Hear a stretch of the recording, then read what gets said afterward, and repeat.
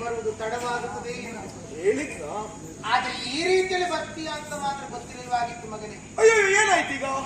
ನನಗೆ ಅರ್ಥವಾಗಿತ್ತಪ್ಪ. ಏನಮ್ಮ ಅದು? ಮರಿ ಹಕ್ಕಿಗಳಿಗೆ ರೆಕ್ಕೆ ಬಲಿಯುವ ತನಕ ಮಾತ್ರ ಗೂಡಿನ ಆಶ್ರಯ ಬೇಕು. ಆ ಬಳಿಕ ಬಾನಿನಲ್ಲಿ ಹಾರಿ ಹೋಗುತ್ತವೆ ಮಗನೇ. ತಾಯಿ